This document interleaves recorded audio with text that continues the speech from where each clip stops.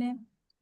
हर question के साथ साथ मैं आपको करेक्ट ऑप्शन और शॉर्ट एक्सप्लेनेशन बताऊंगी ताकि आप इजीली समझ सकें और अपनी प्रिपरेशन को स्ट्रॉन्ग कर सकें। So let's get started. आज का हमारा पहला एमसीक्यूज है। In which of the following axis and plane on the human body flexion and extension motion will occur? Option same है। ऑप्शन ए है हमारे पास around the sagittal axis and in the coronal plane, around the coronal axis and in the sagittal plane, and third option है around the coronal axis and in the coronal plane, and option 4 है around the longitudinal axis in the transverse plane। सबसे पहले अब उसने बताया इसका correct option उसने हमें दिया हुआ है कि करेक्ट क्यों है कि अराउंड द क्रोनियल और सेजिटल प्लेन में है, क्योंकि मूवमेंट जो क्रोनल में होती है वो फ्रंटल प्लेन में होती है, उसको फ्रंटल प्लेन कहते हैं। ठीक है, इसमें एबडक्शन और रिडक्शन होती है like moving of legs and arm sideways. ठीक है, इसके अलावा ये जो अकर करती है अराउंड द सेजिटल एक्सिस वो फ्रंट टू बैक लाइन होती हैं। और इसमें क्या होती है नॉट करेक्ट, इसमें कोई करेक्ट नहीं होता फॉर फ्लेक्शन और एक्सटेंशन। ठीक है, अगला उसने बताया है around the coronal axis and the sagittal plane. तो इसमें हमारे पास इसने बताया है movement in the sagittal plane क्या होती है, फ्लेक्शन और एक्सटेंशन होती है like forward and backward movement. और जो कोरोनल एक्सिस होती है उसमें साइड बाय साइड लाइन, ठीक है, side to side line movement होती है। अब उसने पहले हमें बता दिया जिसमें फ्लेक्शन और एक्सटेंशन अक्कर हो रही होती है। इसमें ऑप्शन बी जो है around the coronal axis the sagittal plane, ये ऑप्शन हमारे पास करेक्ट है। बट तो जो रॉन्ग ऑप्शन है इस वजह से क्या तीसरा ऑप्शन थर्ड ऑप्शन है around the coronal axis and the front coronal plane. इसमें मोशन में क्या होगा, कोरोनल प्लेन होगा, एक्सिस क्या होगा, सैजिटल, मस्ट भी सैजिटल होना चाहिए नॉट कोरोनल। तो ये पेयरिंग क्या एनाटॉमिकली इनकरेक्ट है। इसके अलावा around the longitudinal axis and the transfer plane, इसमें क्या होगा कि मूवमेंट जो ट्रांसफर प्लेन होती है उसमें रोटेशन हो रही होती है जैसे pronation supination, internal external rotation of the shoulder. तो और इसके अलावा ये अक्कर कहाँ होती है लॉन्गिट्यूडिनल एक्सिस में, हेड टू टो लाइन। तो इसमें भी फ्लेक्शन और एक्सटेंशन नहीं होती। तो हमारे पास करेक्ट ऑप्शन क्या है, around the coronal axis and the sagittal plane. और ये कौन सी बुक से लिया गया है, काइनेजोलॉजी से लिया गया है। ठीक है, इसके अलावा हमारे पास फाइनल मतलब आपकी क्लैरिफिकेशन के लिए अगर आपको ये याद रखने के फ्लेक्शन और एक्सटेंशन में सैजिटल प्लेन और कोरोनल एक्सिस होते हैं, एबडक्शन और रिडक्शन में कोरोनल प्लेन और सैजिटल एक्सिस होता है, रोटेशन एक्सिस, रोटेशन में क्या होता है ट्रांसवर्स प्लेन और लॉन्गिट्यूडिनल एक्सिस।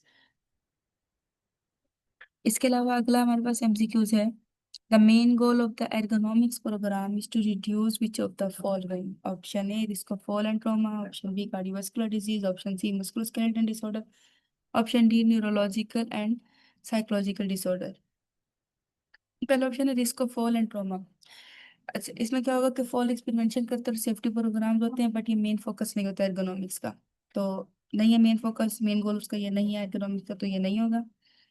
अच्छा, कार्डियोवास्कुलर डिजीज है नेक्स्ट, उसमें कहते हैं रिलेटेड किससे करते हैं, लाइफस्टाइल के साथ और एक्सरसाइज के साथ, तो ये भी एर्गोनॉमिक्स का गोल नहीं है। मस्कुलोस्केलेटल डिसऑर्डर, इसमें क्या होता है एर्गोनॉमिक्स का, तो जॉब ऑफ द वर्कर जो प्रिवेंट करते हैं, MSDs like as back pain, carpal tunnel या एक्सेट्रा, इस तरह की बीमारियों को। तो इनका मेन पर्पस क्या होता है, ये रिड्यूस करते हैं वर्क रिलेटेड मस्कुलोस्केलेटल डिसऑर्डर्स को। ठीक है, एमएसटी का मतलब होता है मस्कुलोस्केलेटल डिसऑर्डर, डब्ल्यूएमएसटीज का मतलब होता है वर्क रिलेटेड मस्कुलोस्केलेटल डिसऑर्डर को। ये कॉज क्या करता है, पुअर पोस्चर, रिपीटेटिव स्ट्रेस और ऑकवर्ड मूवमेंट। ठीक है, इसके अलावा न्यूरोलॉजिकल और साइकोलॉजिकल डिसऑर्डर में क्या आ जाता है, इसमें स्ट्रेस होता है, रिडक्शन कैन बी इनडायरेक्ट होती है। ठीक है, और ये प्राइमरी गोल नहीं है, तो ये भी करेक्ट ऑप्शन नहीं है। तो इन सब में से हमारा करेक्ट ऑप्शन क्या, मस्कुलोस्केलेटल डिसऑर्डर, क्योंकि एर्गोनॉमिक्स हमारे पास इसमें वर्क कर रहा होता है। ठीक है, इसका ये मेन गोल है। थर्ड ऑप्शन हमारे पास, थर्ड एमसीक्यूज है हमारे पास, hip joint stability depends on which of the following. पहला ऑप्शन है ऑन द बोनी आर्टिकुलेशन। इसमें क्या होता है हिप जॉइंट जो होता है वो बोल एंड सॉकेट जॉइंट कहते हैं। इसमें क्या होता है हेड ऑफ द फीमर और एसिटाबुलम अटैच होता है। इसके अलावा जो डीप एसिटाबुलम होता है वो हमें स्ट्रॉन्ग बोन स्टेबिलिटी देता है, बट जो हिप स्टेबिलिटी होती है वो हम is not only for from bones, वो बोन से नहीं होती, उसमें लिगामेंट्स और मसल्स भी रोल प्ले कर रहे होते हैं। तो ये हमारे पास इनकम्प्लीट है, ये हमारे पास करेक्ट ऑप्शन नहीं है स्टेबिलिटी के लिए। अगला उसने हमें ऑप्शन दिया हुआ है on the body articulation then ligaments and muscle. इसमें कहते हैं प्राइमरी स्टेबिलिटी होती है सेकेंडरी और टर्शियरी। प्राइमरी में क्या हो जाता है, बोनी आर्टिकुलेशन हो जाती है। ठीक है, सेकेंडरी में क्या होता है स्ट्रॉन्ग लिगामेंट्स आ जाते हैं। स्ट्रॉन्ग लिगामेंट्स में इलियोफिमोरल या प्यूबर फेमोरल वगैरह आ जाती हैं। टर्शियरी में क्या होता है, मसल्स आ जाते हैं जिसमें ग्लूटियस, आइलोसोर्स और शॉर्ट एक्सटर्नल रोटेटर्स। तो स्टेबिलिटी के लिए ये तीन है, प्राइमरी सेकेंडरी। प्राइमरी स्टेबिलिटी है तो बोनी आर्टिकुलेशन, और ये तो हमारे पास करेक्ट ऑप्शन होगा ऑप्शन बी। ऑप्शन सी जो है उसने बताया on the ligament bony articulation and muscle see further से गाइड करें ताकि आप लोगों को आसानी हो जाए जज करने में कि आपके एमसीक्यूज अगर इस तरह का आता है तो आपको हर ऑप्शन का मतलब पता और आप इजीली करेक्ट पर मार्क कर सको। इसमें क्या होता है कि बोनी आर्टिकुलेशन एंड मसल्स वाले में इसमें क्या होता है, ये ट्रू होता है शोल्डर जॉइंट के लिए, ठीक है, जिसमें क्या होता है स्टेबिलिटी आ रही होती है लिगामेंट्स के थ्रू या मसल्स के थ्रू, बट बोन्स के थ्रू नहीं आ रही होती। तो ये करेक्ट नहीं है हिप के लिए, ठीक है। चौथा जो है इसमें muscles and then the ligaments and bony articulation, इसमें क्या होता है मसल कंट्रीब्यूट करता है डायनामिक स्टेबिलिटी को, पर इसमें प्राइमरी स्टेबिलाईजर्स नहीं होता हिप का। तो ये इसका हमारे पास करेक्ट ऑप्शन क्या है, ऑप्शन बी। और ये हमारे पास कौन सी बुक से लिया गया है, ग्रेज एनाटमी, एनाटमी जो है ना उससे लिया गया है। हमारे पास थर्ड एमसीक्यूज है, which of the sorry fourth MCQs है, which of the following is the direction of resistance applied during resisted training. Option A है in the line of movement, option B parallel to the line of movement, option C opposite to the line of movement, and option D क्या है, perpendicular to the line of movement. In the line of movement इसका मतलब क्या है कि अगर resistance same line में रहेगी जैसे जहाँ मूवमेंट होगी तो ये एक्चुअली क्या करेगी, असिस्ट करेगी मूवमेंट को, नॉट रेजिस्ट, रेजिस्ट नहीं करेगी असिस्ट करेगी। तो ये ऑप्शन नहीं हो सकता, पैरेलल वाला है। सेकंड ऑप्शन उसमें का पैरेलल का मतलब होता है इधर सेम और ऑपोजिट, तो ये भी परसिस्ट नहीं करेगी। ऑप्शन सी जो है उसमें क्या है कि रेजिस्टेंस वॉज ऑपोजिट साइड पर होगी, मसल की कॉन्ट्रैक्शन दूसरी साइड पर होगी। तो डेफिनेटली हमारे पास opposite in the line movement जो है ना, ये हमारे पास वो डायरेक्शन है जो रेजिस्टेंस अप्लाइड हम कर सकते हैं ड्यूरिंग रेजिस्टेंस ट्रेनिंग के। ठीक है, इसके एग्जाम्पल जैसे हमें दिए हुए थे, हम एल्बो के फ्लेक्शन कर रहे हैं विद डंबल, तो रेजिस्टेंस क्या होगी, वो एक्ट करेगी डाउनवर्ड, ऑपोजिट किसको हो जाएगी, upward movement of the flexion के। ठीक है, तो हमारे पास करेक्ट ऑप्शन है ऑप्शन सी। और ऑप्शन डी हमारे पास ये है कि ये परपेंडिकुलर फोर्सेज होते हैं वो रेजिस्ट नहीं करती मूवमेंट को डायरेक्टली, पर ये क्रिएट कर देती है टॉर्क वगैरह। ठीक है, इसके अलावा हमारे पास ये हमारे पास कौन से सब्जेक्ट से लिया गया है, ये हमारे पास थेरेप्यूटिक एक्सरसाइज से लिया गया है। एमसीक्यू नंबर 5 क्या है, which of the following shoulder motion is easily visualize in the frontal plane. पहला ऑप्शन है सरकमडक्शन। सरकमडक्शन क्या होता है, कॉम्बिनेशन ऑफ फ्लेक्शन, इसमें सारी एक्सरसाइज मूवमेंट आ जाती है, फ्लेक्शन, एक्सटेंशन, एबडक्शन, एडक्शन। तो ये हैपेंस कहाँ करेगा, मल्टीपल प्लेन्स के ऊपर, फिर जस्ट फ्रंटल प्लेन पर नहीं करेगा, तो ये ऑप्शन हमारे पास करेक्ट नहीं है। फ्लेक्शन एंड एक्सटेंशन है, फ्लेक्शन और एक्सटेंशन अगर कहाँ होता है साइड प्लेन में, तो ये भी हमारे पास करेक्ट ऑप्शन नहीं है, क्योंकि हमें तो फ्रंटल प्लेन का देखना है ना कि कौन सा इजीली इजीली विजुअलाइज हो सकता है। अब है एबडक्शन और एडक्शन, तो ये अगर कहाँ होती है, फ्रंटल, फ्रंटल को कोरोनल प्लेन कहते हैं, जिसमें क्या होता है साइड टू साइड मूवमेंट होती है। तो जैसे कि lifting the arm away from the body और ब्रिंगिंग इट टू बैक। तो ये हमारे पास करेक्ट ऑप्शन है। एक्सटर्नल इंटरनल और रोटेशन है, तो रोटेशन अगर होते हैं ट्रांसफर प्लेन में, और अराउंड कहाँ होती है, लॉन्गिट्यूडनल एक्सिस। ये हमने फर्स्ट एमसीक्यूज के अंदर जो हमारा सैजिटल प्लेन वाला था उसमें हमने ऑलरेडी ये सारी चीजें डिस्कस कर ली हैं। तो इसमें हमारे पास करेक्ट ऑप्शन क्या हो जाएगा, ऑप्शन सी, ये हमारे पास काइनेजोलॉजी की बुक से लिया गया। अब एक सिनेरियो बेस्ड क्वेश्चन आया हुआ है, 40-year-old woman with a hip dysfunction is referred to the physical therapy. The physical therapist assessed the patient and found tightness in the gluteus medius muscle. Which of the following is recommended stretch this muscle? ठीक है, इसका option A उसने हमें दिया हुआ है,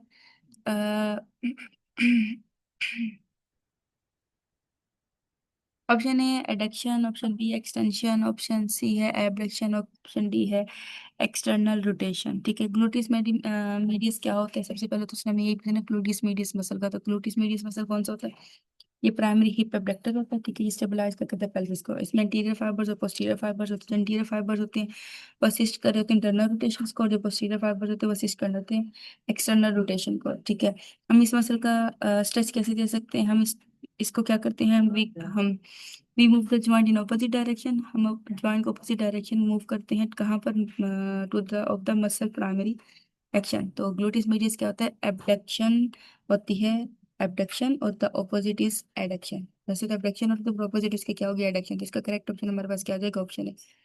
ठीक है, क्योंकि एबडक्शन है तो इफेक्टिवली स्ट्रेच देगा ग्लूटिस मसल पर, ठीक है, एडक्शन में। तो इसके अलावा एक्सटेंशन है, तो ग्लूटिस मीडियस के जो पोस्टीरियर फाइबर होते हैं वो ऑलरेडी असिस्ट कर रहे होते हैं एक्सटेंशन में। और एबडक्शन है तो ये मसल का मेन एक्शन होता है जिसमें कॉन्ट्रैक्ट नहीं होता, कॉन्ट्रैक्ट तो होता है पर स्ट्रेच नहीं होता। जबकि एक्सटर्नल रोटेशन में पोस्टीरियर फाइबर हमने ऑलरेडी पढ़े हैं, तो उसमें क्या कर रहे थे, वो असिस्ट कर रहे थे एक्सटर्नल रोटेशन को, तो इसके थ्रू भी स्ट्रेच नहीं हो सकता। और ये हमारे पास काइनेसोलॉजी की बुक से लिया गया, तो इसका हमारे पास करेक्ट ऑप्शन है एडक्शन। अगला हमारे पास है the contractile elements of the intrafusal muscle fibres are supplied by which of the following. सबसे पहले हमारे पास आ जाता है इंटरन्यूरॉन्स। ठीक है, पहले पहले देखिए इंटरन्यूरॉन्स होते क्या। इंटरन्यूरॉन्स क्या, ये एक्टिव क्या करते हैं इन द स्पाइनल कॉर्ड, और डायरेक्टली क्या होते हैं, नॉट डायरेक्टली, डायरेक्टली नहीं होते, इंट्रावेटिंग इंट्राफ्यूजल फाइबर्स के। ठीक है, अगला हमारे पास क्या है एफरेंट न्यूरॉन्स। एफरेंट न्यूरॉन्स क्या होते हैं, ये कैरी करते हैं सेंसरी इनपुट को, कहाँ से, फ्रॉम द स्पिंडल, और कहाँ लेकर जाते हैं स्पाइनल कॉर्ड तक, तो ये सेंसरी है, मोटर नहीं। अल्फा मोटर न्यूरॉन्स है, तो ये इनर्वेट क्या करते हैं एक्स्ट्रा फ्यूजल फाइबर्स को, जो कि क्या जिसमें क्या होते हैं स्केलेटल मसल होते हैं और मेन फोर्स प्रोडक्शन, तो ये भी इंट्राफ्यूजल नहीं है। गैमा मोटर न्यूरॉन्स है, ये इनर्वेट क्या करते हैं कॉन्ट्रेक्टाइल्स एंड, जो एंड कॉन्ट्रेक्टाइल एंड जो होते हैं ना इंट्राफ्यूजल फाइबर्स के, उसको इनर्वेट करती हैं और मेंटेन क्या करते हैं स्पिंडल की सेंसिटिविटी को, कहाँ, जब ड्यूरिंग मसल कॉन्ट्रैक्शन, जब मसल कॉन्ट्रैक्शन हो रही होती है तो उसकी सेंसिटिविटी को मेंटेन करते हैं। तो हमारे पास इसमें पूछे कि कौन सा ऐसा contractile element interfacial muscle fibre का जो सप्लाई करता है, तो हमारे पास करेक्ट ऑप्शन क्या है, गैमा मोटर न्यूरॉन, और ये हमारे पास फिजियोलॉजी की बुक से लिया गया है। इसके अलावा हमारे पास अगला एमसीक्यू है, which of the following is described as covering the entire muscle.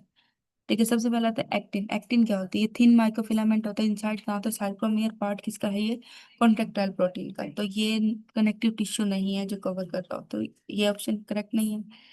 इसके अलावा